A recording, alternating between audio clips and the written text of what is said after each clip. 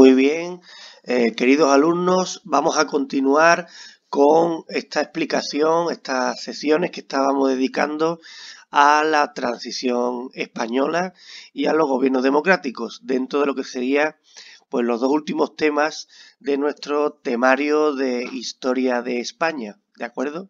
Bueno, y el otro día, después de una explicación, digamos, de conceptos o ideas que teníamos que tener, lo dejamos al pie, al comienzo de lo que sería esta fecha que estáis aquí viendo, el 20 de noviembre de 1975, que es la fecha en la que el reloj se para el sistema, digamos, del régimen franquista, porque separa el reloj biológico del dictador Francisco Franco.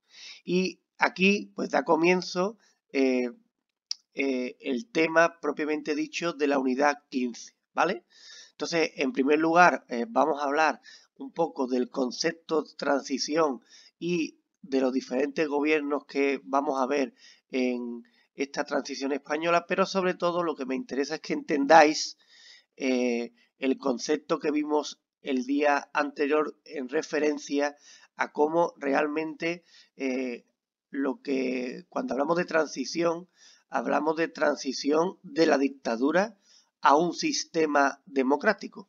Este sistema que vivimos actualmente, que por muchos fallos o inconveniencias o límites o propuestas de mejora que se puedan plantear, evidentemente es un régimen infinitamente con más posibilidades que una dictadura donde no hay pluralidad de expresión, de asociación, de manifestación, etcétera, ¿no? Pero bueno, vamos a ir a lo que yo os comenté en la última sesión, que está en referencia sobre todo a qué consideraciones pues debemos de tener en torno a lo que nosotros pensamos que puede ser más complejo a la hora de estudiar este tema. Pero vamos a hacer un repaso breve, no vamos a extendernos mucho porque pensamos que el tema en sí no es un tema tampoco complejo ni complicado de abordar en su estudio, tal y como se plantea para un nivel de segundo de bachillerato. ¿De acuerdo? Españoles. Franco ha muerto. El hombre de excepción que ante Dios y ante la historia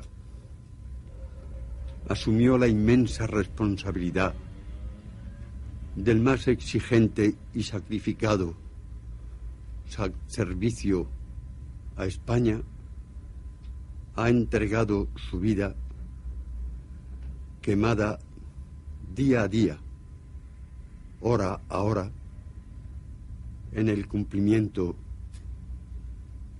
de una misión trascendental. Bueno, como os he dicho antes, este periodo cambia y se inicia, aunque ya, como podéis ver aquí, la imagen del dictador estaba deteriorada por su propia edad y por sus varias enfermedades que lo colocaban en un estado de salud muy frágil. Bueno, ya desde el 70, a los principios de los 70, 71, 72, sobre todo a partir del 73, esta situación biológica del dictador se agrava y, bueno, era algo que era esperado. Estaba al caer un día u otro lo que sería el fallecimiento de Francisco Franco, cuya noticia da pues el que era presidente del gobierno, Carlos Arias Navarro, en la televisión con unas famosas frases y expresiones que si ustedes escucháis con tranquilidad, pues son las expresiones propias de toda la dictadura y la propaganda de la dictadura franquista. Franco ante Dios, Franco ante la historia, el hombre que luchó por el bien de España, es decir, todo se repite hasta el último momento, hasta el día de su fallecimiento, pues todas aquellas ideas exageradas que, bueno, pues plantean a Franco como un benefactor de lo que sería la nación española. Y esto es importante que lo remarquemos porque habrá un sector importante de la sociedad española y sobre todo más importante todavía de los políticos del régimen que no estaban dispuestos a perder el poder como Juan Carlos I sí estará dispuesto. Y por tanto, esos miembros del llamado búnker, va a haber un tira y afloja, va a haber tensión en este proceso. Este proceso que se abre no es un proceso fácil, es un proceso muy complicado. Y bueno, pues una vez que Franco fallece, ya creo que es el momento de definir más en concreto, perdón, en lo que sería la transición. Pues es un periodo que va desde la muerte de Franco, que es el 20 de noviembre del 75, como habéis visto, hasta pues la Constitución Española del 78, o también se puede aceptar, también es válido, yo no lo veo una incongruencia, hasta que vuelve a gobernar un partido que había estado prohibido en la dictadura y no pasa nada. Desde el punto de vista de un golpe militar, un golpe de Estado, o violencia, o descontrol, o caos, hay como una normalidad democrática. Cuando esa normalidad democrática, porque digamos que los que van a gobernar en España desde el 75 hasta el 82 son políticos que estaban ya en el régimen, que son políticos del régimen.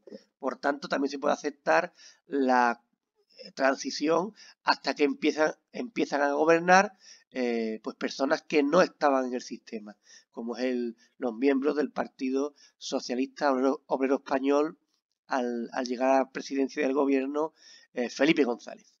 Bien, y bueno, pues debemos de entender como un proceso excepcional la transición española, un proceso de cambio, porque supone pasar de leyes franquistas, de leyes que justificaban y ponían negro sobre blanco un sistema dictatorial, a un sistema democrático con una ley fundamental, una constitución, ¿vale? Y por tanto, no podemos decir, como dijimos el otro día, que Suárez y el rey no son los artífices de esta transición, pero creo, y así debe expresarse, fue un proceso más complejo. Hay mucha más gente detrás de Suárez y del rey. Ellos son como los motores, a lo mejor, del cambio, pero también hay un gran muñidor, un gran organizador del proceso, que es Torcuato Fernández Miranda,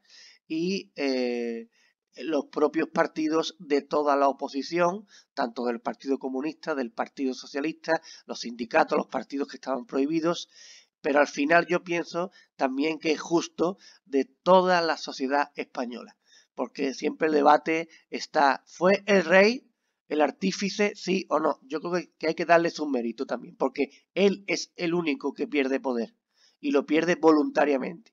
La cuestión siempre del debate es, ¿la pierde porque quiere él o la pierde porque él quiere, pero también porque es inteligente en el sentido de ver la radiografía del momento y entender que la sociedad española demandaba ya un cambio y también los agentes internacionales estaban esperando un cambio en España para su normalización democrática, ¿vale? Por tanto, al final, todo este grueso grupo de personas que engloba a todo el mundo en España, o a la práctica mayoría, pues van a dejarse llevar por un clima antiguerra civil y un clima de acuerdo y consenso, que va a generar que todos acaben cediendo, porque el ceder es un mérito, no es una traición. Hay que ver también en qué términos se cede, cuánto ceden todos, y entonces pues puede uno criticar hay que criticarlo todo, o todo es susceptible de crítica, pero tampoco hay que llevar al alarmismo o tampoco podemos llegar al extremo o al exceso de ser tan críticos que le quitemos la justa importancia que tiene este proceso, que es de los momentos más importantes en la historia de España y sobre todo en la historia de España actual, ¿no? Por supuesto, hay que tener claro también que hay figuras como Don Juan o un contexto donde otras dictaduras mediterráneas similares a la española, como el caso de Grecia o de Portugal, pues ya habían caído, ¿vale? Habían caído y habían supuesto la caída también del rey, porque hoy Portugal y Grecia son repúblicas. Por lo tanto, también el rey tiene que tener como el retrovisor bien colocado y mirar bien qué le puede ocurrir si no da los pasos en el sentido adecuado. Por tanto, lo que tenemos que tener en cuenta son imágenes de gente protagonista de aquellos años, como Adolfo Suárez, aquí vemos Adolfo Suárez, Felipe González, Santiago Carrillo, Manuel Fraga, Santiago Carrillo, es decir, hay un clima de consenso de buen entendimiento, de educación, de acercamiento entre personas que se enfrentaron sus bandos en la guerra civil, que, digamos, tenemos que verlo como un valor donde las diferencias pues se intentan aparcar las más extremas para llegar a un producto final común de todos, porque una de las cosas fundamentales que hoy nos pasa en España y que ha pasado en la historia del siglo XIX, la historia del siglo XX hasta la guerra civil, era que España era un país muy inestable desde el punto de vista político. Entonces la idea es hacer un gran acuerdo, que estén las fuerzas principales de acuerdo. ¿Para qué? Para que cuando gobierne una u otra, ¿vale? Cualquiera de estas, pues que no desmonte el acuerdo realizado. Ese es el mérito. Hoy nos ocurre, por ejemplo, pues tenemos la vergüenza nacional de que llevamos en 40 años de democracia, no sé si 7, 8 leyes educativas. ¿Por qué? Porque no son leyes de consenso, son o leyes de izquierda o leyes de derecha, leyes de un partido. Y cuando llega el siguiente partido a gobernar, pues pone su propia ley educativa. Pues así estamos. Si hubiera un entendimiento de decir, vamos a hacer una ley que no sea el 100% de mi ideología, pero que sea por lo menos el 70%, y firmamos el acuerdo que en 20 años no se toca esta ley. Bueno, pues seguramente yo os digo, por lo menos que entiendo algo de educación, de otras cosas no sé, pero de educación un poco, pues seguramente tendría mejores resultados que cualquiera de las leyes que hemos tenido hasta hoy, hasta la propia que está vigente o la nueva que también quieren aprobar, por supuesto solo por parte de un partido nada más, no se pretende, perdón, una ley de consenso tampoco para nada, ¿no? Porque aquí todo lo estamos mirando desde el interés del corto plazo, del éxito pequeño. Y aquí pues podemos ver a grandes personajes que son esos personajes, como os comenté en la sesión anterior, pues que van a ser capaces de hacer pues algo prácticamente singular, que es esas dos Españas de Antonio Machado ponerlas de acuerdo. Y quizás eso es algo que tenían muy en la cabeza, y creo que es el mérito que hay que plantear tanto los exiliados que tuvieron que abandonar España, huir de España para sobrevivir y que se llevan toda la dictadura franquista fuera de España y que a partir de estos años vuelven, como aquellas personas que se quedan o que surgen de forma clandestina dentro del régimen como oposición al régimen, y al mismo tiempo también una parte muy importante del propio régimen que también a partir de pues el desarrollo económico y social de los años 50 y 60 pues va a generar una generación de líderes y de políticos también partidarios de funcionar en un sistema democrático como dentro de una corriente de partidos conservadores como había en toda Europa. Y recordar que en este debate entre reforma y ruptura pues se va a optar, fruto de escuchar sobre todo, aquí al final sí es cierto que tiene mucha importancia el peso del pueblo español, es decir, era algo prácticamente consensuado, algo prácticamente que no generaba debate, la idea de que todo se hiciera sin violencia, sin utilizar la violencia. De hecho, habrá grupos minoritarios que intentarán torpedear esta situación y generar verdadera tensión con asesinatos, con masacres, tanto grupos de extrema izquierda como el grupo terrorista Grapo, el grupo terrorista ETA o bandas de gente de extrema derecha, asesinos o violentos que van a intentar pues reventar manifestaciones o que protagonizarán por ejemplo los famosos asesinatos de los abogados laboralistas de Atocha en enero del 77 para que digamos la parte más conservadora y más reaccionaria del ejército pues acabara dando un golpe de estado. ¿De acuerdo? Que volviera a una situación donde el control lo volviera a tener el ejército. Y aquí recordad pues que hay personajes del propio régimen, como Adolfo Suárez, que fundará un partido cuando entremos en democracia, pero es que eso es lo que tenemos que entender, que no hay democracia cuando llega Juan Carlos I a ser rey de España, que son estos hombres, y liderados también, por supuesto, como el rey, quienes plantean y consiguen la conversión de España en un sistema homologable a nuestros vecinos europeos y occidentales democráticos, ¿vale? Pero también tendremos a Felipe González o a, digamos, el Partido Socialista, que es un partido prohibido hasta esta época, que cuando muere Franco está prohibido.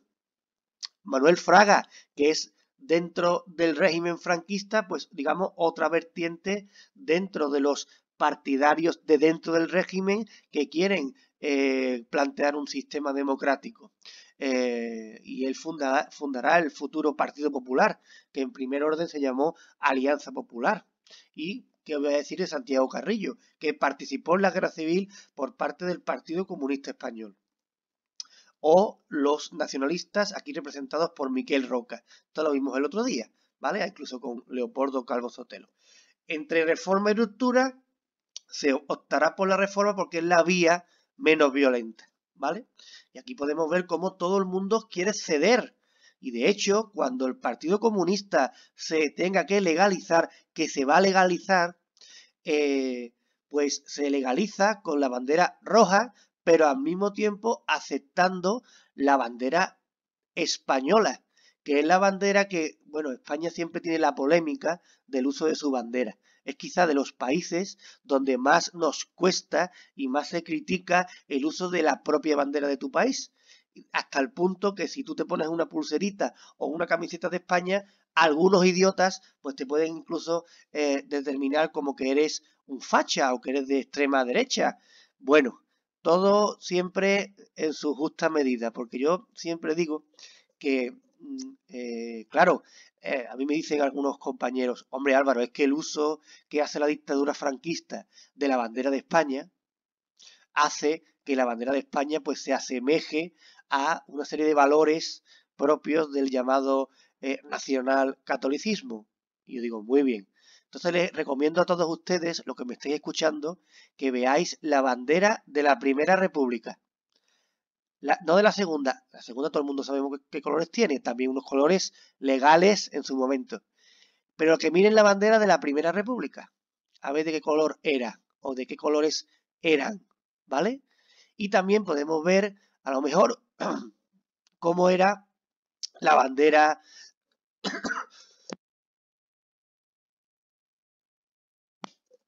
de de Argentina cuando fue una dictadura, la bandera de Portugal después de ser una dictadura y siendo una dictadura, o la bandera de Grecia, ¿vale? En fin. Pero bueno, el caso es que esto tenéis que verlo como, a pesar de que, porque sobre todo los que más insisten en esta idea que he dicho yo antes, pues son gente que se dicen de izquierdas, ¿no? Por lo tanto, pues aquí tenéis que ver como un esfuerzo que hace el Partido Comunista que junta, pues digamos, las dos banderas que, según esta óptica que os estoy explicando, se enfrentan en la Guerra Civil Española, ¿no? Los rojos y los nacionales. Bueno, pues Santiago Carrillo acepta ser legalizado como partido, porque es algo que entiende como fundamental si de verdad se quiere hablar de democracia, y así es, pero a cambio se llega al acuerdo de que el Partido Comunista acepte la monarquía como régimen, como sistema político, y la bandera de España, ¿vale? Bueno, pues hoy se puede decir que es una claudicación o no, pero había que estar en esos momentos allí, y allí el problema era que el Partido Comunista, por ejemplo, estaba prohibido, estaba perseguido, se organizaba de forma clandestina, tuvo que entrar Santiago Carrillo a España con una peluca, escondido, porque si no, incluso lo llegaron a detener incluso, ¿de acuerdo? Por lo tanto, pero venga, vamos a empezar a hacer un repaso, porque yo creo que aquí hay fundamentalmente dos cosas que quiero que entendáis, ¿vale? Juan Carlos I va a ser rey de España 2 días después, es proclamado rey de España, 2 días después de la muerte del dictador, de Francisco Franco, y aquí lo vemos jurando pues su mandato como rey y jurando fidelidad a las leyes fundamentales del régimen que había aprobado Franco, ¿no? Os doy aquí también el detalle de que aquí está, fijaros aquí, está un tal Alfonso Armada, que después, cuando hablemos del 23F, tiene su papel, ¿no?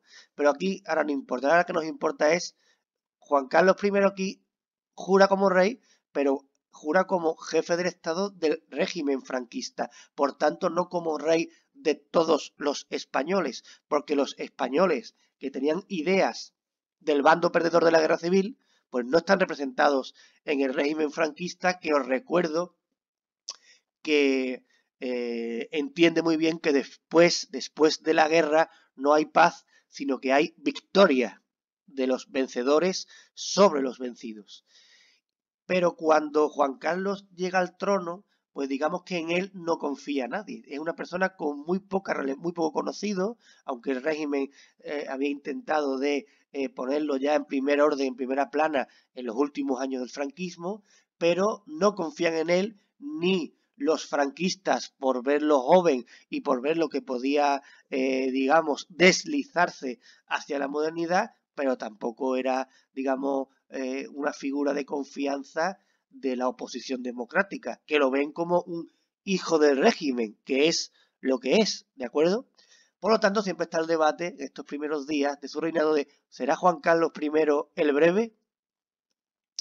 Porque no olvidemos cómo Juan Carlos I llega al trono heredando la jefatura del Estado de Francisco Franco. ¿Dónde está el mérito, gran mérito de Juan Carlos I? ¿Qué es lo que tenéis que entender? Que los poderes que recibe son poderes de dictador y en pocos meses va a tener cero poder.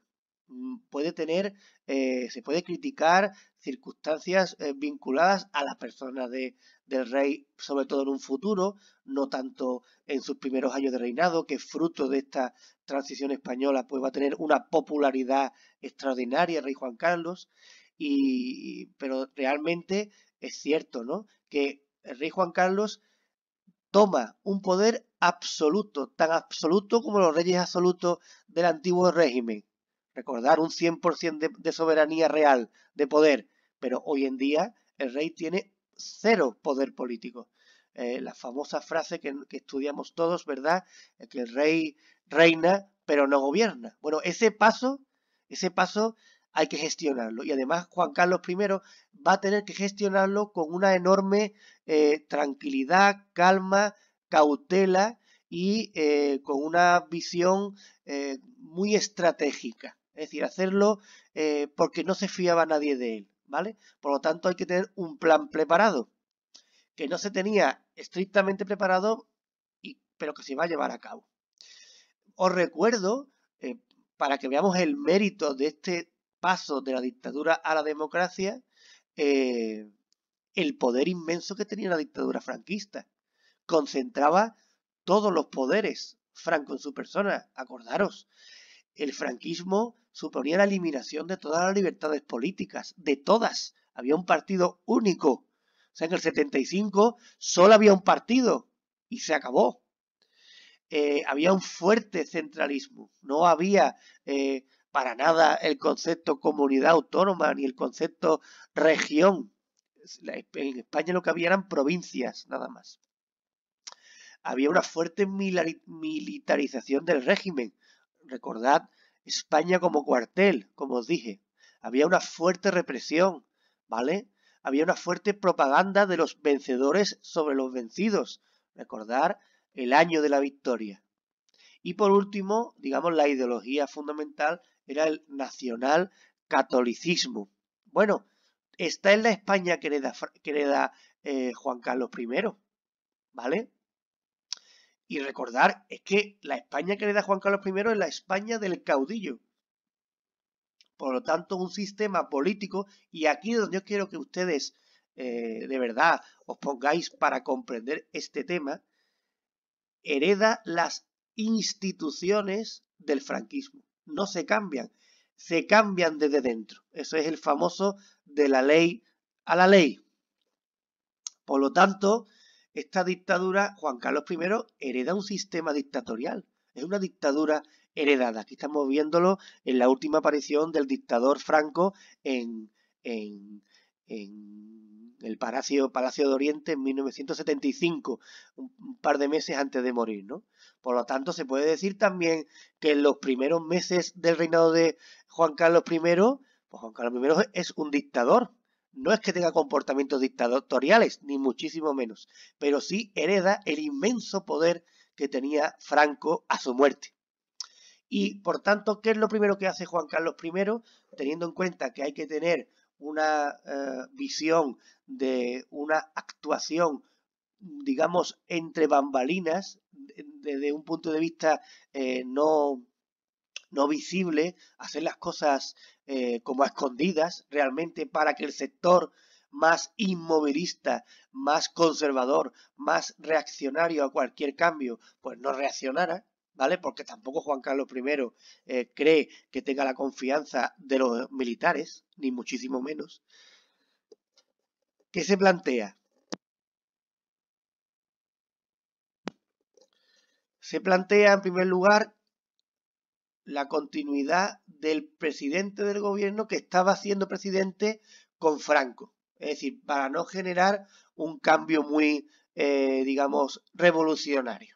Pero a cambio, que recordar que ese era Carlos Arias Navarro, Carlos Arias Navarro se mantiene de presidente del gobierno y Juan Carlos I lo que hace es que coloca en un puesto clave dentro del funcionamiento del sistema franquista a Torcuato Fernández Miranda, que lo coloca como presidente de las Cortes, que a su vez suponía ser presidente de del Consejo de Regencia. Y ahora voy a decir por qué es importante, ¿vale? Pero en este primer movimiento lo que se hace de forma, digamos, audaz es que se coloca en el gobierno a ministros que respondían a esos sectores dentro del franquismo que podían ser aperturistas, que podían estar dispuestos a convertir a España en un sistema democrático en un tiempo razonable, ¿de acuerdo? Y aquí están, pues por destacar algunos, a José María de Areilza,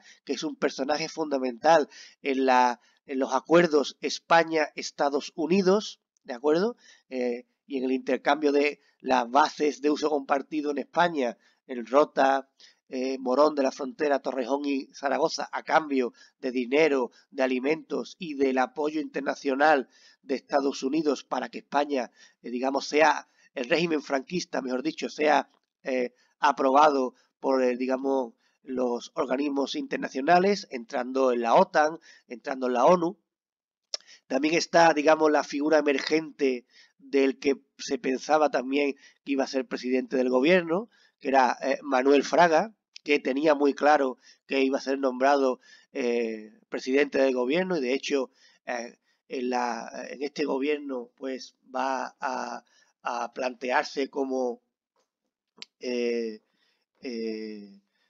para él como el hombre fuerte del gobierno y también se van a colocar otros personajes de segunda índole como Calvo Sotelo, como Adolfo Suárez, ¿vale?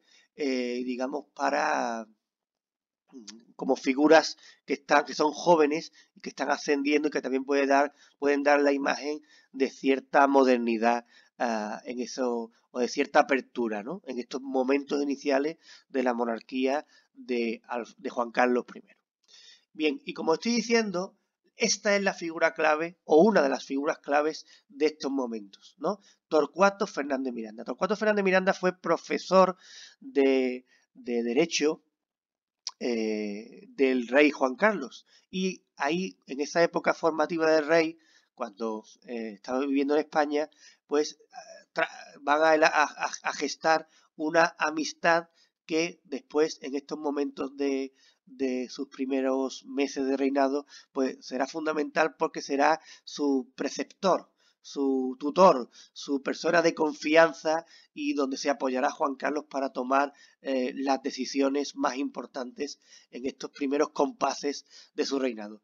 De hecho, la confianza es tal que Juan Carlos I, cuando fallece asesinado Carrero Blanco, le propone a Franco que nombre a Torcuato Fernández Miranda presidente del gobierno. Y Franco declina ese consejo y nombra a Carlos Arias Navarro. Y ahora, en este momento, Juan Carlos I no era, digamos, favorable a nombrar a Carlos Arias como presidente del gobierno. Por lo visto, quien convence de este nombramiento es el propio Torcuato Fernández Miranda, porque otra vez el rey le insiste en que sea presidente del gobierno, pero Torcuato Fernández Miranda, un gran conocedor de las limitaciones y del funcionamiento burocrático del régimen franquista, le plantea al rey que era más interesante para su idea de ambos de convertir a España en una democracia en que lo nombrara presidente de las Cortes y del Consejo del Reino. ¿Por qué?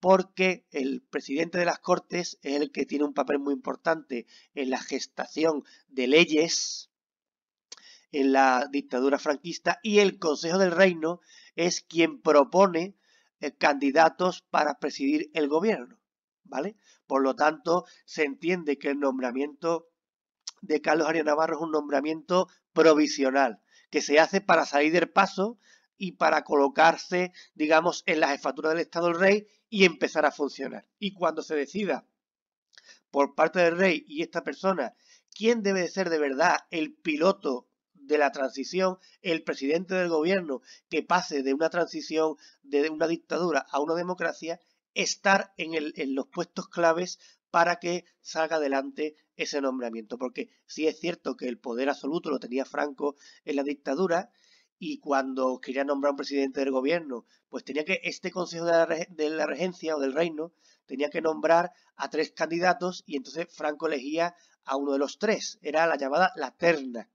Claro, eso era todo un teatro, porque todo el mundo sabía previamente quién quería ser, quién quería Franco que se nombrara. Por lo tanto, digamos que iba como con la cruz ya puesta, ¿no? La marquita puesta y lo que se hacía era pues que en la terna que se elegía se incluía al que Franco había designado. Y los otros eran como un premio por tener el honor de estar en la terna. Bueno, pero no se tenía claro por parte de Torcuato que esto fuera a ocurrir si Juan Carlos I quería colocar a un candidato aperturista, ¿de acuerdo? Por lo tanto, se coloca aquí y claro, ¿dónde está la clave? La clave está que el régimen dictatorial bajo la jefatura del Estado de Juan Carlos I quiere pasarse a un sistema democrático parlamentario bajo la jefatura del Estado. Este cambio es lo que podemos denominar transición española. Y este cambio se puede plantear, como he dicho anteriormente, o hasta el 78 o hasta el 82. Bien, en este cambio de la dictadura a la democracia, y ahora yo quiero por favor que prestéis especial atención, hay que distinguir varias cuestiones, porque digamos que la Constitución del 78 inicia las legislaturas democráticas. Todo lo que hay antes del 78 es del régimen dictatorial heredado. y por tanto fruto del nombramiento a dedo del rey. Entonces tenemos que distinguir muy bien los momentos donde el presidente del gobierno sea a dedo y los momentos donde el presidente del gobierno sea investido por un, digamos, sistema político democrático como el que tenemos hoy en día, que todavía perdura en la actualidad. ¿De acuerdo? Y yo quiero que aquí lo veáis. Vamos a ver si hemos conseguido que se vea claro, ¿vale? Porque tenéis que distinguirlo. Entonces, Juan Carlos I hereda un estado dictatorial en el 75. Y con estas instituciones del régimen franquista, ¿a quién nombra de presidente del gobierno? A Carlos Arias Navarro. Realmente lo que hace es que lo confirma en el cargo, porque él estaba de presidente cuando fallece Franco. Por lo tanto, una pregunta muy típica: ¿quién es el primer presidente del gobierno que nombra Juan Carlos I? Carlos Arias Navarro, que es este personaje de aquí, ¿vale? ¿Y qué duración tiene su gobierno? Pues desde que es nombrado en noviembre del 75, que sea el primer gobierno que nombra Juan Carlos I, que lo hace a dedo, hasta que dimite o le invitan a dimitir en julio del 76, donde vuelve a nombrar a dedo el rey a otro presidente del gobierno. ¿A quién? En el 76, con las instituciones del régimen, que es lo que más le cuesta al rey hacer, la gestión de Torcuato Fernández Miranda para que en la terna que le proponen al rey y el rey elige de esos tres, vaya incluido el nombre que quiere el rey y que quiere Torcuato Fernández, que es Adolfo Suárez. Que Adolfo Suárez es el elegido como piloto político gubernamental del cambio, de la transición española. Y aquí hay que buscar varias etapas, porque en la práctica, ¿vale?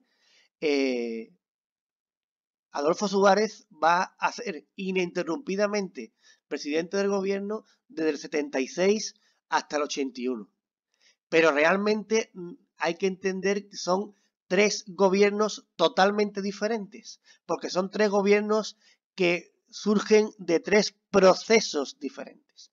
Entonces, este es el primer gobierno de Adolfo Suárez, de julio del 76 a julio del 77. Es, digamos, un gobierno a dedo, un gobierno con las instituciones del régimen franquista.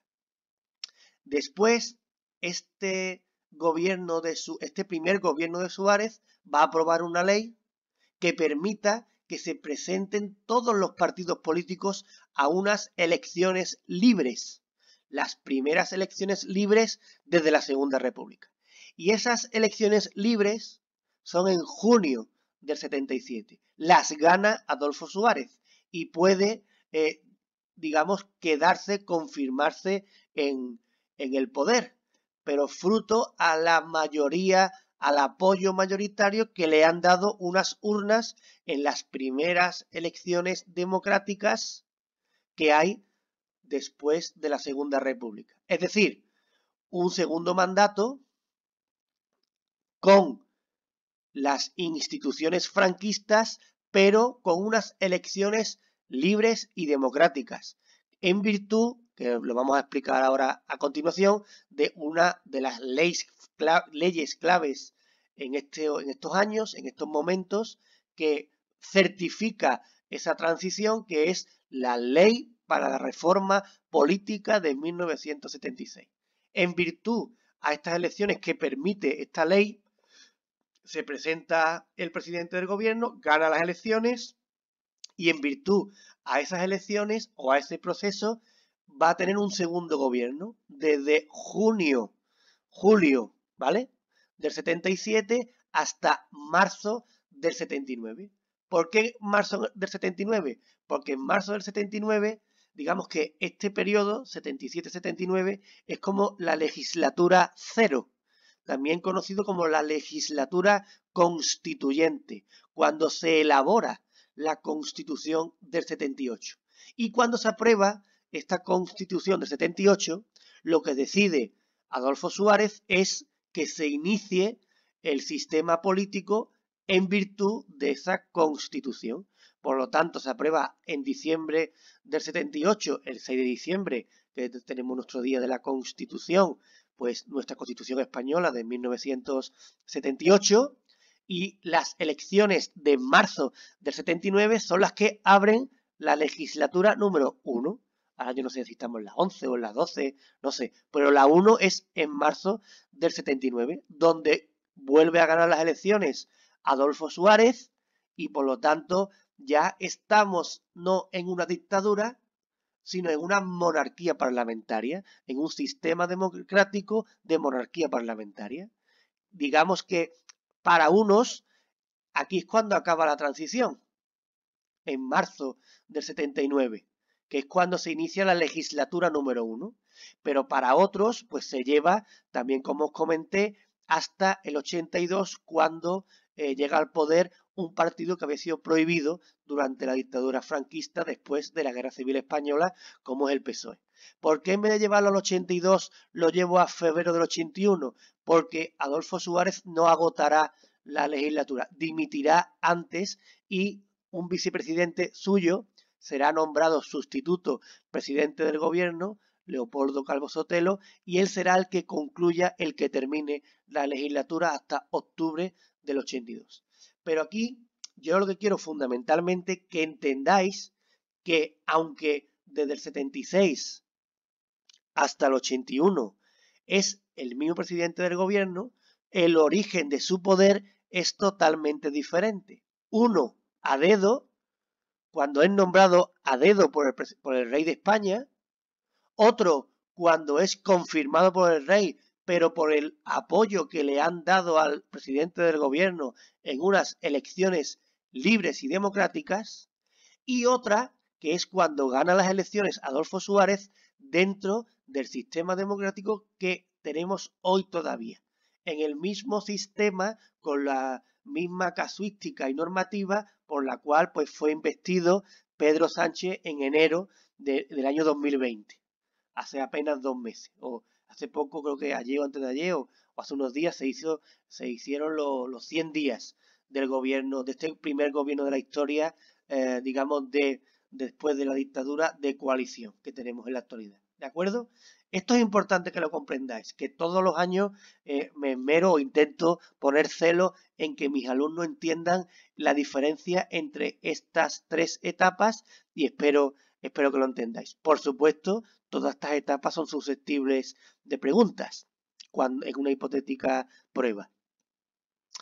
Y bueno, pues vamos a iniciar este gobierno Arias Navarro. Vamos a ponerlo por etapas es decir, vamos a desarrollar estas etapas. En primer lugar, como os he dicho yo antes, el gobierno de Arias Navarro. Arias Navarro es un nombramiento, digamos, para salir del paso. Es decir, para nombrarlo de forma interina, para de alguna manera no parecer muy revolucionario en los primeros compases del reinado de Juan Carlos y ir maniobrando para buscar ya de verdad al piloto del cambio. ¿Por qué? Yo siempre digo que la cara es el espejo del alma. Miren ustedes la cara de Carlos Arias Navarro, ¿vale? Miren ustedes su cara. Yo intento ser muy respetuoso siempre, pero que es la cara pues de una persona mayor, de una persona con poca energía, una persona que no cumple el ideal tampoco de ser alguien que pueda inspirar confianza de cambio, ni inspirar confianza de valentía para los cambios, porque era conocido en Málaga por haber sido fiscal en los primeros años del franquismo y le llamaban el carnicerito de Málaga. Después fue alcalde del franquismo de Madrid, por lo tanto no se veía como una figura de cambio, para nada. Pero por otro lado también hasta los propios reaccionarios lo veían como alguien pusilánime, con poca energía para poder contener a unos y a otros. Al final, digamos que aunque tiene un cierto discurso aperturista en los primeros momentos de su gobierno, realmente va a tener una actitud de freno hacia toda reforma y se va a identificar con los sectores más inmovilistas, ¿de acuerdo? Y ya se empieza a fraguar que estos dos personajes que os he dicho yo, que os he comentado antes, como es Manuel Fraga y José María de Areilza, pues iban a ser inminentemente nombrados uno u otro presidente del gobierno.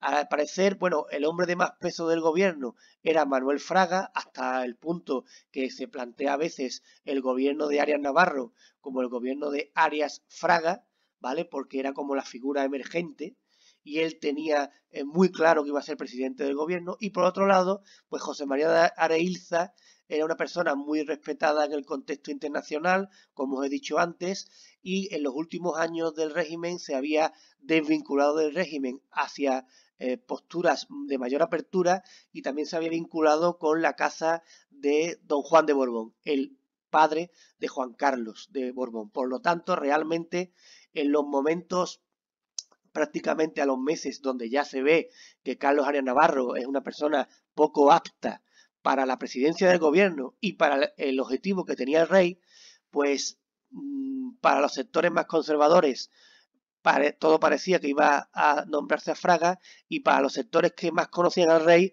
pues todo parecía que iba a ser nombrado José María de Areilza. Y no ocurrirá ni lo uno ni lo otro.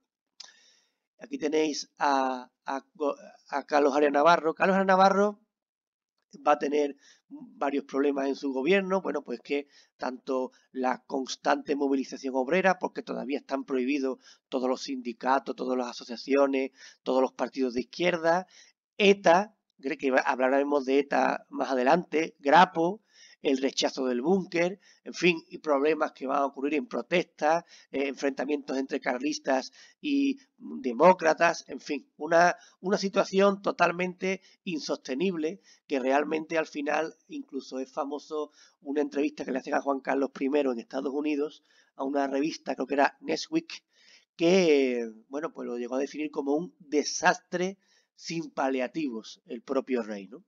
Y entonces ya empezamos con la operación Adolfo Suárez.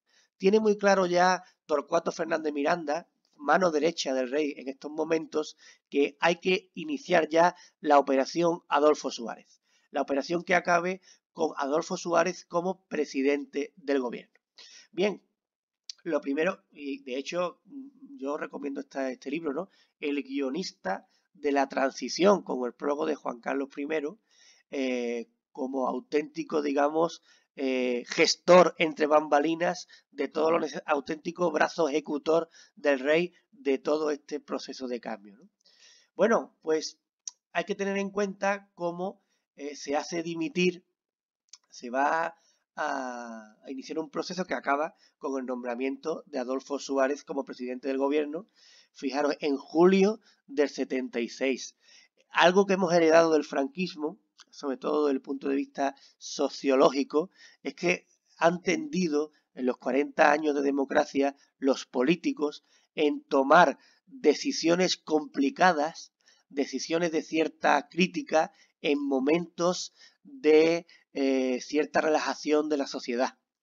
Por ejemplo, julio, en verano, todo el mundo en la playa, pues vamos a plantear un cambio importante o no. O en Semana Santa, o en fin de semana, ¿vale? Era algo muy típico de Franco y que nosotros sociológicamente lo hemos heredado también. Entonces se aprovechan los primeros días de julio, todo el mundo en la playa, y se obliga o se aprieta a Carlos Arias Navarro a que dimita el 1 de julio del 76. Y, digamos, con las maniobras de Torcuato Fernández Miranda, que consigue colar en la terna a Adolfo Suárez y lo intenta conseguir colar con el argumento de este chico que es joven, que vamos a darle por su trayectoria como un premio de que vaya en la lista de presidentes del gobierno, aunque por supuesto el rey no lo va a nombrar a otras personas de mayor peso. Total, al final lo cuela y por eso es muy conocida la frase cuando acaba el consejo de regencia y entrevistan a Torcuato, ¿qué nos puede decir? Y creo que Torcuato Fernández Miranda dijo algo así como: solo puedo decir que estoy en condiciones de darle al rey lo que el rey me ha pedido, ¿no? Y lo que le había pedido era que estuviera en la terna Adolfo Suárez, que es nombrado presidente del gobierno con 40 y pocos años y que jura el cargo en julio de 1976, pero que lo jura fruto del nombramiento a dedo del rey, sin ningún tipo de proceso electoral. Y esta persona, aquí podéis verlo, cuando está jurando el cargo, ¿con quién está jurando el cargo? Pues con Juan Carlos I como rey y Torcuato Fernández como presidente de las Cortes. Esta foto la he puesto aquí porque no es casualidad. Y estas tres personas son digamos, el motor del cambio. No el único motor, porque habrá piezas fundamentales que no sean del régimen, pero estos tres personajes de aquí tienen muy claro a dónde tienen que ir. Y tienen que ir hacia la transición española. Esta es la primera foto del gobierno, el primer gobierno de Adolfo Suárez. Bueno, el nombramiento es un nombramiento totalmente sorpresivo, que es criticado por todo el mundo, porque Adolfo Suárez tiene una figura ahora de una gran eminencia y, digamos, de una gran celebridad, pero en los años que le tocó gobernar, al pobre le dieron palos por todos lados. Desde la izquierda por su origen franquista, de Falange, y desde la derecha pues por ser alguien que claudicó, que traicionó a los valores del régimen, ¿vale? Y él hará publicidad de colocarse en el centro político, porque no quería ser ni de izquierdas para, digamos, el núcleo de población española que quiere un cambio tranquilo y que no quiere identificarse con el régimen franquista, y se coloca también en el centro para que no lo califiquen a él de alguien pro-franquista, ¿no? Era una posición muy compleja y de hecho pues hubo una gran cantidad de editoriales de esa época criticando este nombramiento por haber criticado a alguien con poco peso. Además no tuvo apoyo de la gente del régimen aperturista de gran peso como Areilza y Fraga, que se negaron a formar parte de su gabinete, no quisieron ser ministros de su gobierno y, por tanto,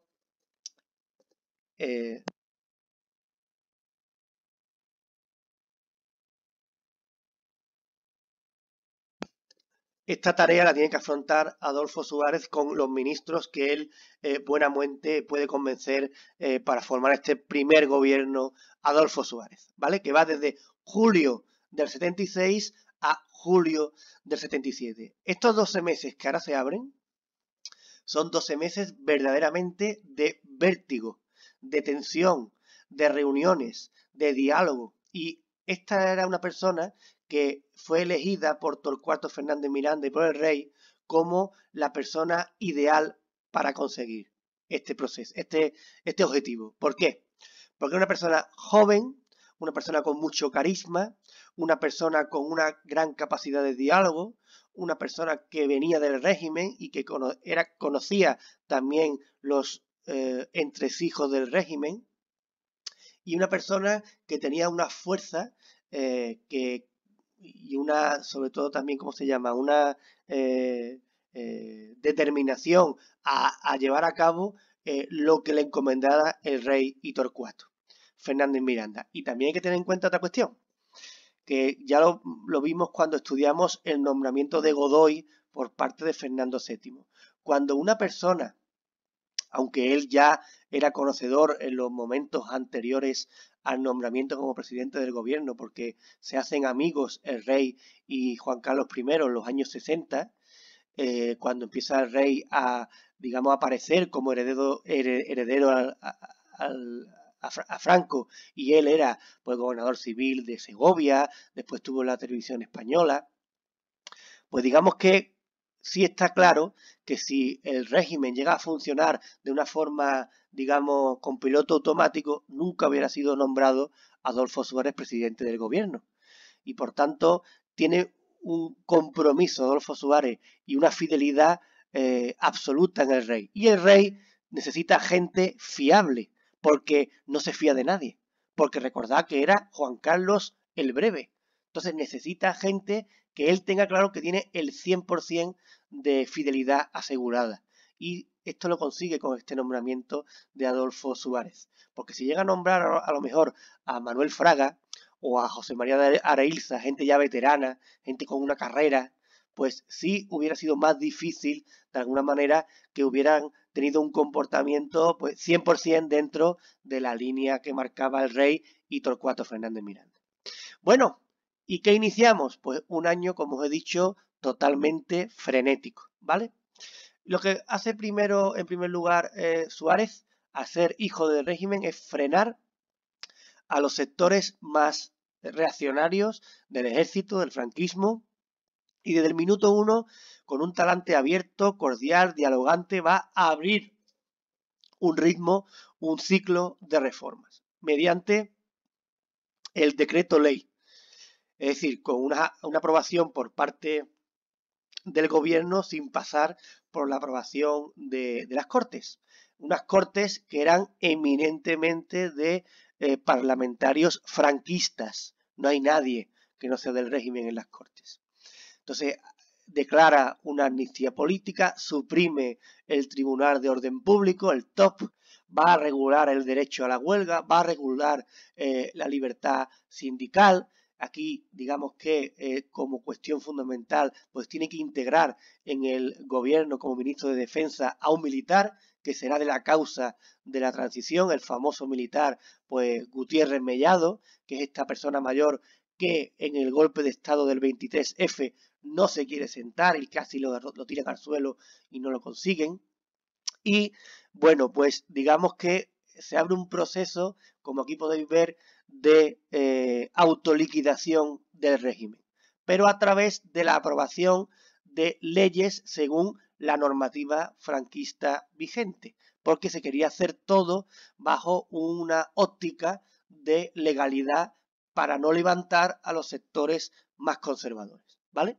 Entonces, claro, esto va a generar muchas dificultades, porque ETA y Grapo pues van a seguir, así como la ultraderecha, protagonizando actos de extrema violencia para que reventara una transición democrática.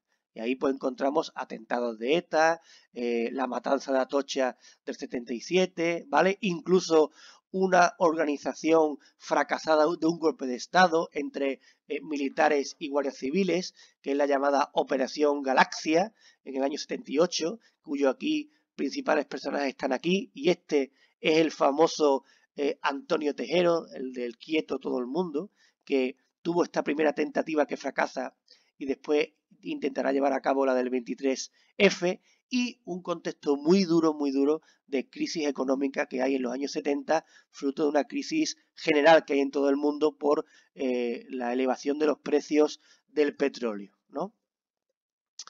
Aquí podéis ver, por ejemplo, pues la imagen de los abogados laboralistas que fueron asesinados en enero del 77 en Atocha, ¿vale? Que en esta matanza se salva por minutos la que fue hasta hace poco alcaldesa de Madrid, Manuela Carmena, ¿vale? Y ahí podéis ver a la derecha el entierro de estas personas que están todas vinculadas con el Partido Comunista, con fuerzas de izquierda, y digamos que fue un ejemplo este funeral o estos funerales de respeto y de silencio y de no, digamos, uso de la violencia. No se cayó en la tentación de responder a violencia con más violencia. Y para muchos esto fue la prueba de fuego que los partidos de izquierda o las fuerzas de izquierdas que estaban prohibidas, pues superaron al no caer en la tentación de responder con violencia. ¿De acuerdo? Como una prueba del algodón de que estaban ya, digamos, el contexto preparado para que fueran legalizadas estas fuerzas. Porque está claro que ninguna reforma política podía llevarse a cabo si no era entendiendo que todas las fuerzas políticas que se quisieran presentar, pues pudieran presentarse en unas elecciones hipotéticas. Pero hay que ir poco a poco. Dentro de todas las reformas que va a llevar a cabo Adolfo Suárez, la más importante a mi juicio es la ley para la reforma política, que es la primera ley importante que empieza a gestionar y que, como era una ley fundamental, sí necesitaba que fuese aprobada por las Cortes franquistas, y que fuese aprobada por el pueblo español en referéndum. ¿Qué objetivo tiene esta ley para la reforma política? Pues recuperar la soberanía popular, establecer unas Cortes a través del sufragio universal, elaborar una constitución. Bueno, pues digamos que es que por primera vez hubiera libertad en cuanto a ideología política y a legalidad de partidos y a elección de parlamentarios con unas elecciones libres. ¿Qué ocurre? Pues que esta ley es una ley que elabora Torcuato Fernández Miranda, que va a necesitar de una negociación espectacular. Porque pensar ustedes, si las Cortes franquistas están nombradas a dedo, prácticamente, y se aprueba una ley para que esas Cortes, de ser nombradas a dedo, sean nombradas bajo unas elecciones generales, pues eso significaba que muchos parlamentarios iban a dejar de ser elegidos. Por lo tanto, eso muchas veces se define como el suicidio del régimen o el harakiri que se hace el propio sistema franquista. Bueno, al final, ¿por qué triunfa la ley en las Cortes? En una de las imágenes más famosas que hay de estos meses, con la cara de alivio de Adolfo Suárez, una vez que se ha aprobado. Pues porque realmente la dicotomía en la que se movían los parlamentarios franquistas era, por un lado, pues que realmente muchos parlamentarios sí están abogando por la línea que representan sus líderes, que son líderes aperturistas. El búnker no era tan mayoritario en los 70, porque ya la sociedad española estaba preparada, o más que preparada, estaba abierta a la necesidad de cambio, y sobre todo porque aquí el parapeto lo tiene que Adolfo Suárez ha sido nombrado por el rey de España. Y muchos plantean, si el rey así lo quiere, pues así lo vamos a votar. Y finalmente la ley es aprobada y también, tiene el visto bueno de la población española tras el referéndum del 15 de diciembre de 1976. Entonces aquí podemos ver que esto es una imagen del museo que hay de Adolfo Suárez en su localidad natal, en Cebreros, de la ley a la ley, que es, el gran principio que se le vincula a Torcuato Fernández Miranda. Y aquí podemos ver el momento en el que, las Cortes franquistas ha aprobado esta ley para la reforma política, que es la auténtica revolución y el auténtico momento de inicio de la transición española desde un punto de vista jurídico. ¿Y quién está aplaudiendo aliviado? Adolfo Suárez. Pero ¿quién está más aliviado todavía? El que era presidente de estas Cortes, Torcuato Fernández Miranda, que son los artífices de esta ley junto al rey. ¿De acuerdo? Y aquí podemos ver pues las portadas de los periódicos del día siguiente a victoria abrumadora del gobierno, adiós dictadura, adiós, sí a la reforma. Y esta es una imagen de un cartel publicitario del referéndum nacional para la reforma política, ¿no? El habla, pueblo habla. Además, tenéis que tener en cuenta que en estos años pues, va a haber una efervescencia cultural fundamental, importantísima, de canciones, de literatura, de poesía, todas vinculadas a las ideas de democracia, de derechos humanos, derechos civiles, también muy vinculadas al tema de la defensa cultural en aquellas regiones que tenían problemas por ser perseguidas sus propias singularidades, como el euskera, la lengua catalana, etc. Entonces era un acto totalmente revolucionario, pues cantar en catalán en un acto público, porque estaba prohibido, por ejemplo, ¿no? Esta ley para la reforma política pues establece las libertades, se convocan elecciones y Claro, ¿qué es lo que pasa? Que ahora hay elecciones universales, fruto de este referéndum, hay elecciones, pero no están los partidos legalizados, solo hay un partido. Entonces se permiten que se puedan inscribir y aparecer muchos partidos políticos, pero hay partidos que están en concreto prohibidos, como es el Partido Comunista, el Partido Socialista Obrero Español, y bueno, pues digamos que el Partido Socialista no genera tanta polémica, pero evidentemente los militares se pusieron en contacto con Adolfo Suárez diciéndole que no se le ocurriera aprobar la legalización del Partido Comunista. Incluso parte del gobierno estuvo discutiendo con Adolfo Suárez si no era mejor esperar de esa idea de una reforma tranquila y hacer unas primeras elecciones generales sin el Partido Comunista y más adelante legalizar al Partido Comunista. Pero finalmente, como esto es una época también de cesión, pues se opta por la legalización del Partido Comunista.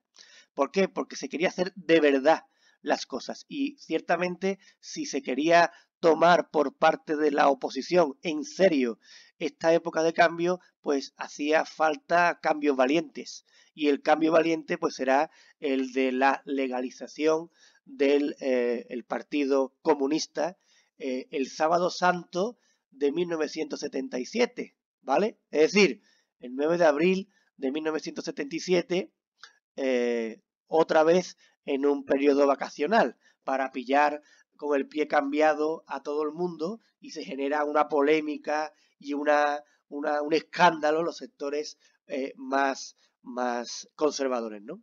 Bueno, la idea era también desde un punto de vista de la oposición también se moviliza en estos años previos a la aparición del sistema democrático, con digamos, tanto en los momentos de debilidad vital de Franco como en los primeros meses del reinado de Juan Carlos I y se, digamos, coordinan o se estructuran en varias plataformas. La Junta Democrática Española, que estaba dirigida por el Partido Comunista, la Plataforma de Convergencia Democrática, que estaba dirigida por el PSOE, se van a unir finalmente en el año 76 en la llamada Coordinación Democrática y que, bueno, pues le van a llamar de forma popular la llamada Plata Junta, porque era la unión de la Plataforma de Convergencia y de la Junta Democrática, desde el punto de vista un poco a pie de la calle, ¿no? Y, claro, la oposición defiende la ruptura, pero al final la ley de la reforma política que os acabo de decir y la aprobación de la participación de todo este movimiento de oposición en los partidos políticos que se creyeran oportunos, pues va a hacer también que esta oposición que optaba por la ruptura, en ese también tocando el pulso de la sociedad, que quería reformas, pero quería tranquilidad y no quería violencia, pues al final ni reforma ni ruptura, una ruptura pactada, que realmente es una reforma, ¿vale? Un punto intermedio entre la reforma de los aperturistas del franquismo y la ruptura que pretendía la oposición. Bueno, pues se legaliza el Partido Comunista. Aquí podéis ver los diferentes periódicos, que algunos llegan todavía a nuestros días, como El País o el ABC, ¿no? Y bueno, pues es como fiesta comunista por la legalidad. Y bueno, se legaliza el Partido Comunista y no pasa nada. No hay una tragedia en España, ni hay ninguna manifestación en contra en las calles multitudinarias, porque ya España sociológicamente era un país con una mentalidad ya que estaba perfectamente dentro de sus vecinos europeos y por tanto que perfectamente podía responder a un sistema democrático y que demandaba, ansiaba ser no el patito feo de Europa, el país que teniendo un nivel de vida similar a otros países de Europa, pues era como un país de cuarta fila porque era una dictadura vergonzosa, ¿no? Bueno, y por supuesto no quiero deciros que esto le guste a todo el mundo. Entonces el comunicado oficial de los militares más conservadores. Repulsa general del ejército por la legalización del Partido Comunista. Pero ojo a lo que viene después, ¿no? Aunque admite disciplinadamente el hecho consumado. Es importante también que entendáis que aunque el ejército estuvo a puntito de meter la pata en alguna que otra ocasión, y de hecho la mete con el 23F, es muy importante que entendáis que Juan Carlos I es el jefe supremo de las Fuerzas Armadas y por tanto el jefe de todo el ejército, como bien era Francisco Franco, y eso lo tenemos todavía hoy heredado a día de hoy, ¿no? Sigue siendo hoy. Lo que pasa es que desde un punto de vista ejecutivo, quien es la máxima autoridad es el ministro de Defensa y por lo tanto presidente del gobierno. Pero bueno, que no tenemos que creer que esto sea, que es un proceso fácil. Es un proceso continuamente lleno de miedos, de recelos, de posibles traiciones, de uso de la violencia, con las muertes de asesinatos de la extrema derecha, de los partidos, de las organizaciones terroristas. Es decir, era un momento muy tenso, donde también llevar a cabo esta ley para la reforma política y esta legalización de una transición española no fue fácil. Bueno, pues estas primeras elecciones que va a haber fruto de la ley para la reforma política se juntan con la renuncia de sus derechos dinásticos en la figura del rey Juan Carlos de don Juan de Borbón, ¿vale? Y bueno, pues llegamos a las elecciones de 15 de junio de 1977, que son las primeras elecciones libres, donde se puede presentar todo lo que quiso, donde hubo un recuento totalmente limpio y con los estándares de una democracia, de todo este proceso, ¿vale? Perdón. Y se presentan todos los partidos que quisieron, es lo que yo quería decir, que me he liado un poco. Bueno, Adolfo Suárez va a formar su propio partido, el Partido Unión de Centro Democrático, la UCD, y se van a presentar pues, otros partidos, como el Partido de los Trabajadores, el Partido Socialista Popular de Tino Galván, el PSOE, el Partido de Fraga, Alianza Popular, un partido vinculado con lo más cercano al régimen, Unidad, Grandeza y Libertad, recordad, Una Grande y Libre, Fuerza Nueva, o el Partido Comunista Obrero Español. ¿Quién gana estas elecciones? Aquí podéis ver una foto, ¿verdad?, de las colas que hay, porque habrá un porcentaje de elecciones, un porcentaje de participación, perdón, espectacular en estas elecciones, ¿vale? Creo que rozando el 80%, porque la gente demandaba participar en el sistema. Había ganas de democracia en España. El poder vuelve al pueblo. Os he puesto aquí en esta portada de uno de los periódicos clave en esta época, que es Diario 16, que ya no existe por desgracia. Estas elecciones pues van a conllevar la victoria de Adolfo Suárez, porque sí es cierto que Adolfo Suárez pues va a aglutinar un poco una grandísima popularidad junto al rey por ser vistos como los motores del cambio hacia la democracia.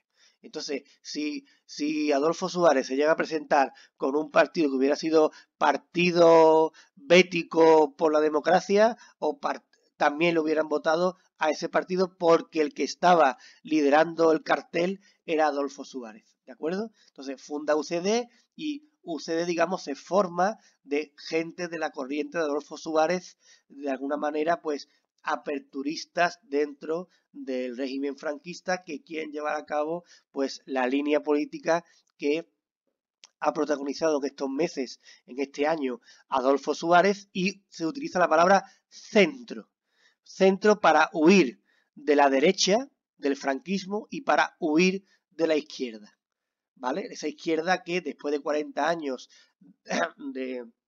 de manipulación, planteando a la izquierda como la anti-España, pues digamos que para alguna gente que son sociológicamente del régimen, pues también en una primera instancia pues les genera cierto temor. Entonces, ni queremos franquismo, ni queremos revolución, o no queremos izquierda, pues hay una gran confluencia de votos en torno al centro y además a la figura de Adolfo Suárez, que también pues era una persona muy enigmática y, como he dicho antes, con un gancho, un tirón muy importante en esta época, ¿no? Y aquí podéis ver cómo gana holgadamente, no con mayoría absoluta, pero holgadamente las elecciones la UCD, el partido de Adolfo Suárez. Y ya se plantea como fuerza de la oposición en un inicio de ya un sistema bipartidista, como opción de gobierno, el Partido Socialista Obrero Español, el PSOE, de la mano de Felipe González. Aquí en estas elecciones hay un par de cuestiones que son muy interesantes, que no me quiero tampoco extender mucho, pero en primer lugar, muchos eran detractores de que fuera legalizado el Partido Comunista porque se pensaba que iba a tener un grandísimo apoyo en las urnas. Y fijaros cómo de 350 diputados apenas obtiene un 10%, 9% del sufragio el Partido Comunista, ¿vale? Que es lo que sería hoy Unidas Podemos. Con muchos matices, evidentemente, ¿no? Pero no más a la izquierda que el PSOE, ¿no? Y, sin embargo, la batalla por la izquierda la gana claramente el PSOE. Y la batalla por los sectores que provienen del franquismo, la Alianza Popular de Fraga y la UCD de Adolfo Suárez, claramente también cae de la balanza de UCD. ¿Qué quiere decir esto sociológicamente hablando? Pues que España vota moderación. España vota cambio tranquilo. Centro izquierda y centro derecha. No se quieren extremos. Es exactamente lo contrario que ocurrió en la Segunda República. Al final de la Segunda República, acordaros del Frente Popular.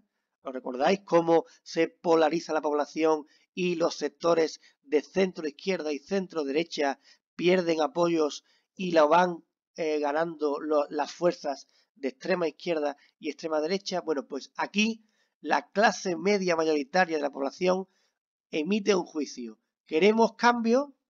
Porque la UCD está liderada por Suárez, motor del cambio, y el PSOE es un partido que ha estado prohibido y es un partido reformista. Queremos cambio, pero un cambio tranquilo.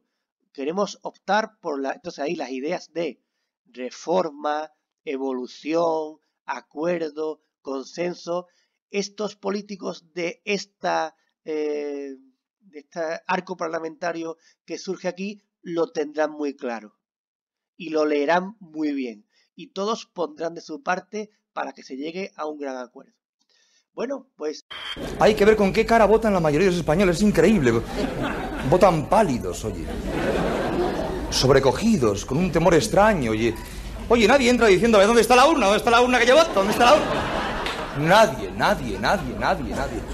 Todo el mundo entra sobrecogido diciendo al de la ventanilla o al de la mesa, diciéndole, por favor, si es tan amable, ¿podría indicarme a ver dónde voto yo? A ver en qué urna hay que votar. Hay un jaleo con esto de los diputados y el Senado y que como hay tanto partido, está el POS y el TS y el RTS, que un amigo mío se ha hecho un lío y ya vota la Renfe. Habla, pueblo, habla. Lógicamente mi voto va a ser por la Unión del Centro Democrático. Voy a votar por el Partido Comunista. Pedimos votar comunista. Yo voto a Unión de Centro Democrático. Puedo prometer y prometo intentar elaborar una constitución. Nuestro compromiso se extiende, por consiguiente, a un compromiso de cambio de la vida y de apertura. Vamos a defender los intereses de los trabajadores. Y estamos claramente por la libertad de todos, sin más límites que la libertad de los demás. La normalidad y la participación masiva definen la jornada del 15 de junio. Habla, pueblo, sí. No dejes que nadie decida por ti. ¡Que viva España! Desde esta noche fiesta damos paso al Palacio de Congresos y Exposiciones. Adelante. El resultado final de las elecciones arroja una mayoría destacada para Unión de Centro Democrático. Queda abierta la legislatura.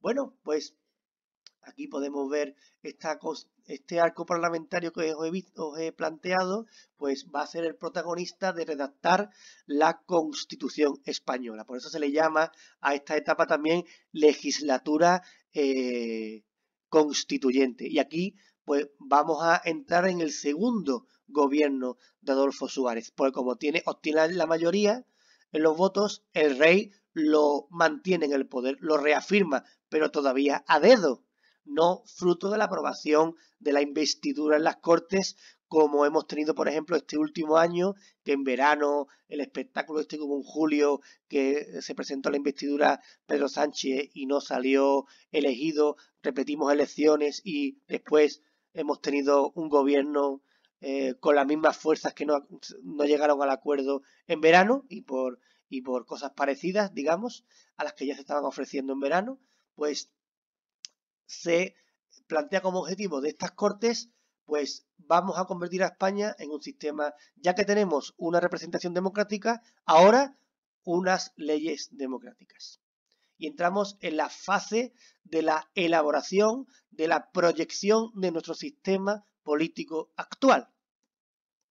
Y bueno, pues aquí podemos tener claro que podemos entender esta legislatura, este segundo gobierno de Adolfo Suárez, como el de una legislatura constituyente, es decir, hacia una monarquía democrática como tenemos hoy en día, la monarquía parlamentaria.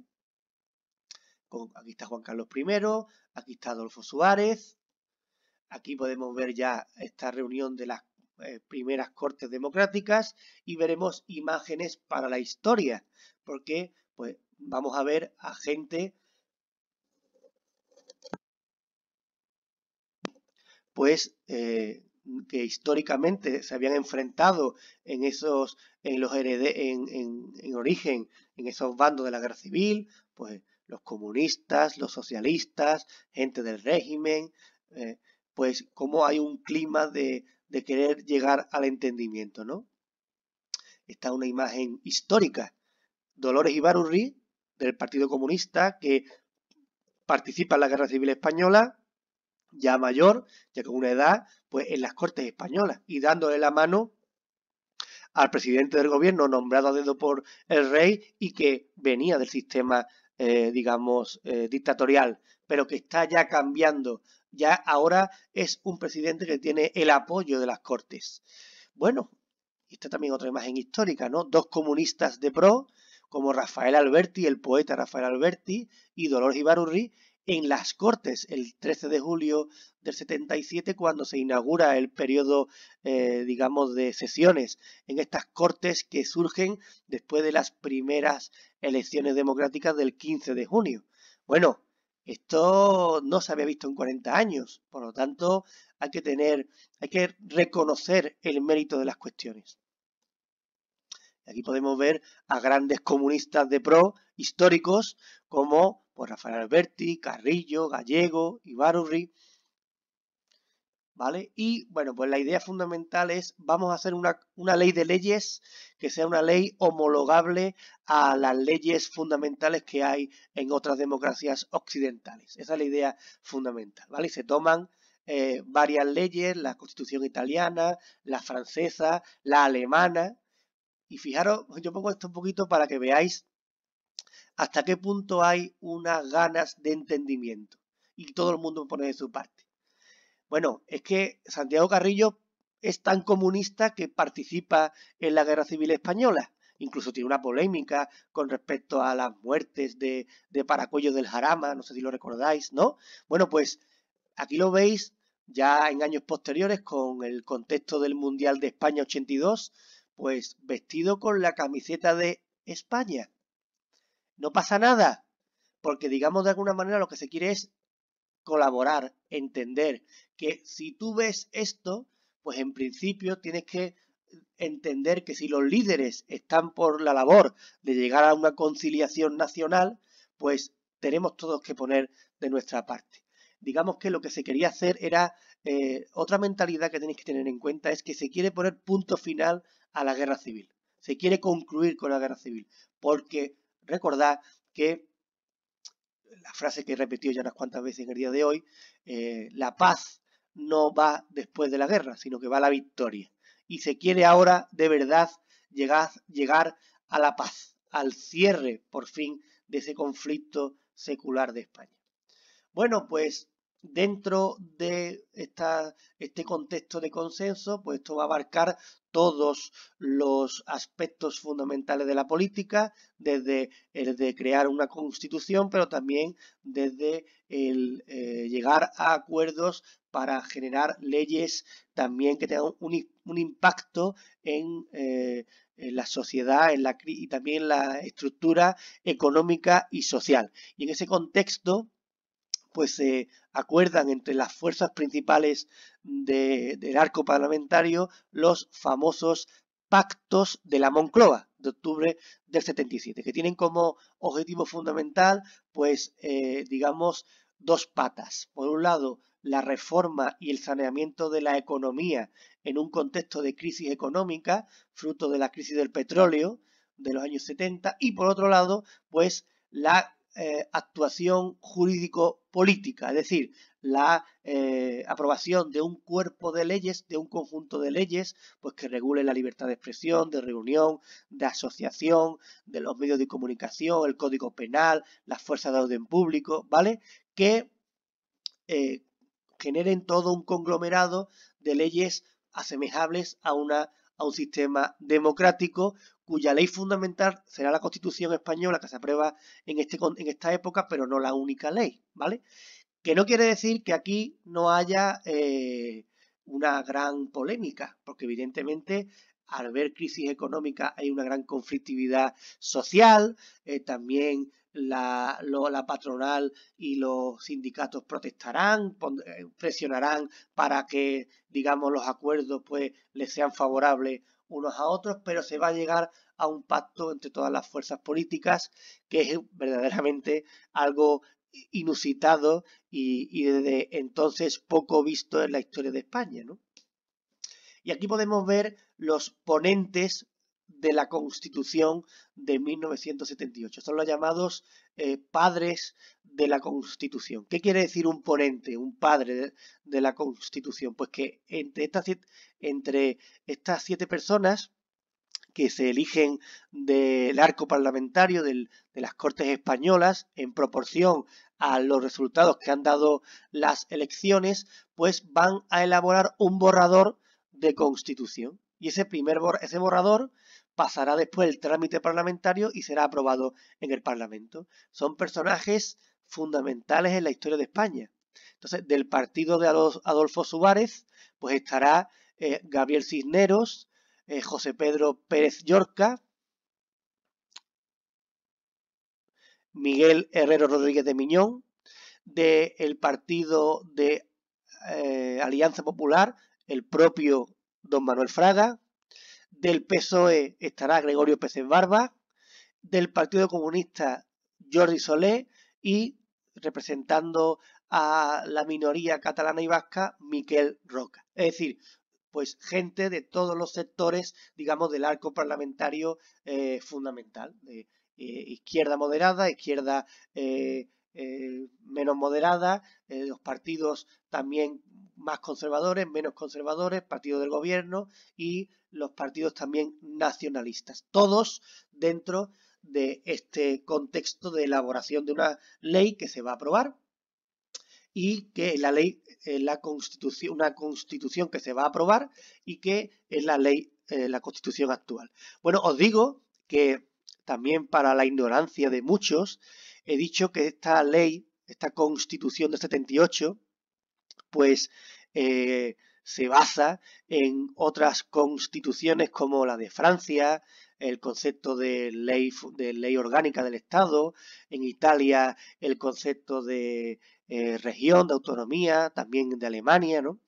El concepto Tribunal Constitucional de Alemania, pero lo que muy poca gente sabe es que el 80-75% de la Constitución de 1978 está basada en ¿qué Constitución? Que ya lo hemos dicho aquí, en la Constitución de la Segunda República, en la Constitución de 1931.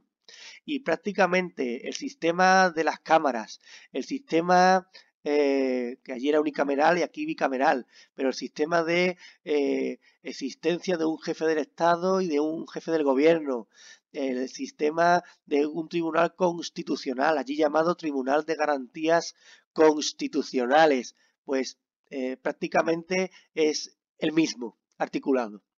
Por lo tanto, el que hoy se declare constitucionalista, que sepa que está apoyando el 75% de la ley de la Constitución de 1931, ¿vale? Y aquel que diga que es defensor de la República, bueno, pues que también sepa que si defiende la Constitución del 78, está defendiendo gran parte de los valores de la Segunda República, ¿vale?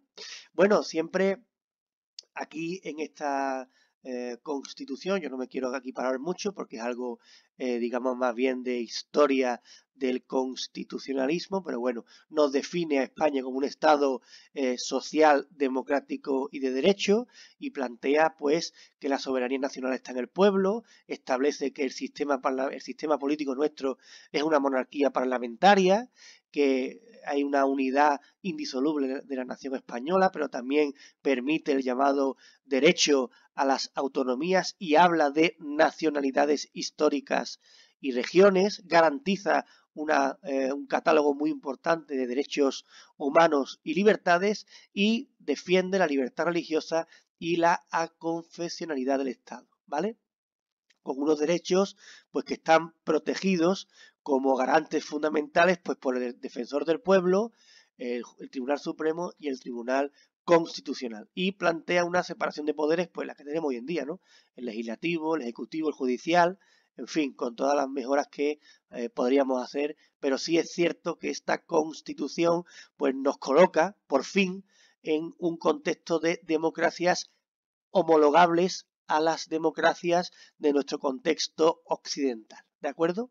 Y bueno, pues esta Constitución se aprueba tras los diversos trámites parlamentarios, el Senado, etcétera, y bueno, aquí estáis viendo pues que tiene 169 artículos, que aquí podéis ver todo el régimen, digamos, el procedimiento que sigue en cuanto a el trámite parlamentario.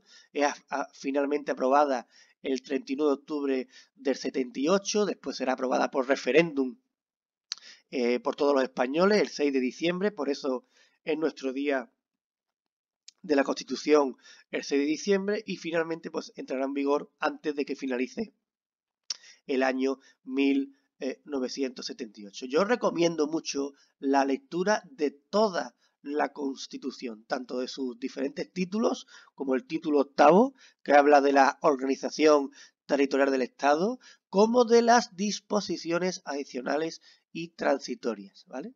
Que, bueno, plantean cosas muy interesantes.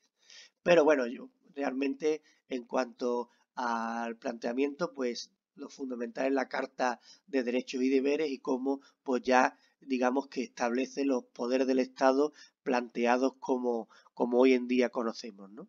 Bueno, lo que sí es cierto, que una polémica que tuvo la Constitución y que hoy todavía pues se plantea, es que habrá un debate sobre democracia sí o democracia no, pero no sobre república o monarquía, ¿vale? Entonces muchos republicanos critican que no se procedió a un referéndum monarquía sí, monarquía no. Digamos que hay que plantear dos cosas. Punto número uno, dentro de los acuerdos de cesión que hace cada fuerza ideológica, pues se acepta la monarquía como régimen de consenso. Punto número uno. Y punto número dos, en los trabajos parlamentarios, cuando se lleva el borrador de la Constitución al Congreso para aprobarse artículo por artículo, el Partido Socialista plantea una moción de convertir el Estado en monarquía o en república y se deniega, se rechaza. Entonces, lo que se lleva a referéndum es el trabajo que resulta de todos los diputados de un Congreso elegido democráticamente. Y esa es la argumentación que se da para, de alguna manera, defender que el pueblo ha votado un Congreso y el Congreso ha llegado al acuerdo a esta Constitución que plantea la monarquía parlamentaria. ¿De acuerdo? Y por lo tanto, pues es la que se lleva a votación. Claro, muchos critican que, claro, es que si yo voto que no a este referéndum, que estoy votando que sí al régimen franquista, ¿no? Entonces usted me pone o régimen franquista por un lado o monarquía democrática. Claro, entonces yo prefiero monarquía democrática. Bueno, eso es lo que... Y por otro lado, pues está el argumento de decir, no, mire usted, es que en el Congreso de los Diputados, pues había unos diputados elegidos por el pueblo. Y si el pueblo elige en minoría a gente republicana, pues no sale una constitución republicana. Si el 80% de los parlamentarios hubieran sido republicanos, pues sale una constitución republicana. Así que esto es lo que hay, esto es lo que ha votado el pueblo. Es siempre el debate entre democracia participativa y democracia representativa. Vamos, en todo caso, lo que tenemos que tener en cuenta es que esto se aprueba y pues entramos ya en un nuevo gobierno, un gobierno que es el gobierno de la primera legislatura, ¿vale? Que ya incluso podíamos hablar de la transición como finalizada, pero quiero comentaros que me lo he saltado aquí para que lo veáis, ¿vale? Que dentro de este proceso lo que tuvo más también polémica pues fue el proceso de las autonomías, porque si hay algo que inaugura y que es novedoso con esta Constitución es el estado de las autonomías. La autonomía era como se llamaba a las regiones en la Segunda República, y aquí lo que hacen es que no le ponen autonomía para que no se levanten los del búnker y le ponen comunidad autónoma, que es prima hermana, ¿vale? Y lo que se hace realmente es que se configura un Estado federal, que no se le quiere llamar federal para no tampoco vincularlo a la República, pero que prácticamente hoy en día una comunidad autónoma, y lo estamos viendo con la crisis sanitaria que tenemos hoy en día, pues tiene tanto poder como un Länder o más como un Länder, que es como se llaman los departamentos en Alemania, o mucho menos un departamento francés, ¿vale?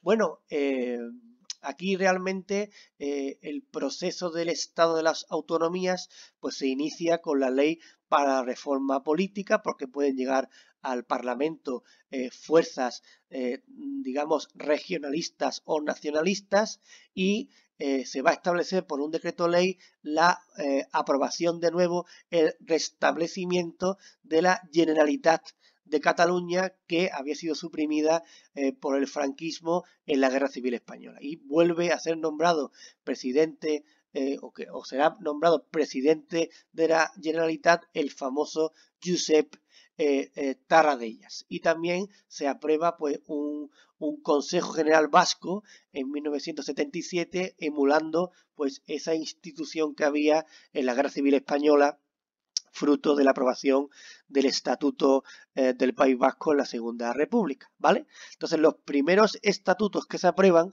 pues serán los estatutos de autonomía del País Vasco y de Cataluña, ¿vale? Y después digamos que a partir del 78 se van a crear por decretos leyes pues como unas entidades preautonómicas, ¿vale? Porque hasta que no haya un estatuto de autonomía no puede haber una comunidad autónoma. Entonces se crean diferentes entidades, consejos autonómicos, preautonómicos, para ir generando una regionalización de España en comunidades autónomas.